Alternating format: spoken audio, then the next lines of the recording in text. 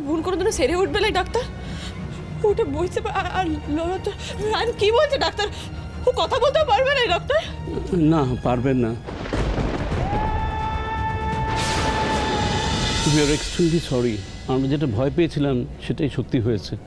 আপনার বোন টগর চক্রবর্তী 80% প্যারালাইজড হয়ে গেছেন। কি?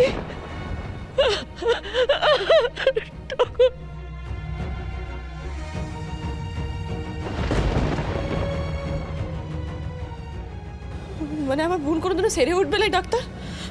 ওটা বইছে আর লড়াতে আমি কি বলছে ডাক্তার? ও কথা বলতেও পারবে না ডাক্তার?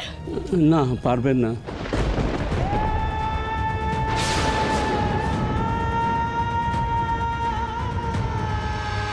তবে উনি আপনাদের কথা শুনতে পাবেন, বুঝতে পারবেন। ওনার ব্রেন ফাংশন করছে, কিন্তু ব্রেনের সিগন্যালগুলোতে ওনার বডি এনাক্ট করতে পারছেন না।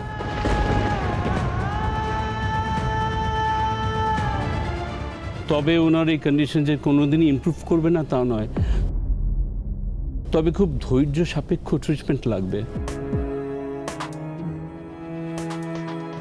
মেডিসিন, থেরাপি, প্রপার কেয়ার দিয়ে ধীরে ধীরে সুস্থ করে তুলতে হবে।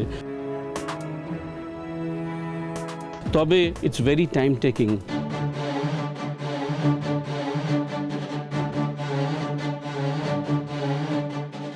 আমরা কালকে ওনাকে রিলিজ করে দিচ্ছি, বাড়িতে নিয়ে চলে যান, কারণ কাছের মানুষদের সঙ্গে থাকলে উনি বেটার ফিল করবেন।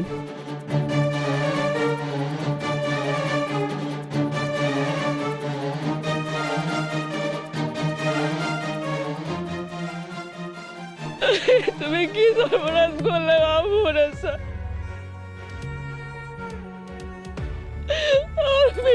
কি দশা হলো?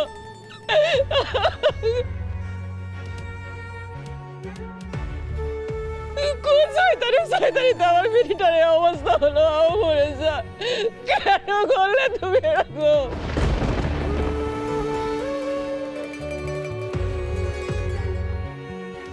প্লিজ এভাবে কান্নাকাটি করবেন না, এতে ওনার উপর খারাপ এফেক্ট পড়বে। উনি সব বুঝতে পারছেন কিন্তু রেসিপ্রোকেট করতে পারছেন না। নিকট জন্য যদি এভাবে কাঁদেন, উনি কিছু করতে পারবেন, তাতে ওনার কষ্ট বাড়বে বই কমবে না। আপনারা প্লিজ ধৈর্য ধরুন, একটু আনন্দ রাখুন, পজিটিভ থাকুন। আপনাদের সেবা যত্নে উনি ঠিকই ভালো হয়ে উঠবেন।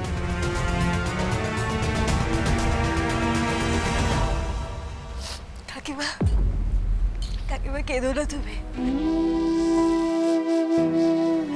আমাদের মাথার উপর তো বাবা ভুবনেশ্বর আছে, বলো। দেখো সব ঠিক হয়ে যাবে, টগর একদম সুস্থ হয়ে যাবে, তুমি দেখো। দয়া করে আপনি এত চিন্তা করবেন না। ডক্টর তো বলছে সব আস্তে আস্তে ঠিকঠাক হয়ে যাবে। আর দেখুন, আমরা সবাই তো আছি, কিচ্ছু হবে না টগরের। প্লিজ আমার সঙ্গে আপনাদের মধ্যে কেউ একজন আসুন, কিছু ফর্মালিটিস কমপ্লিট করতে হবে।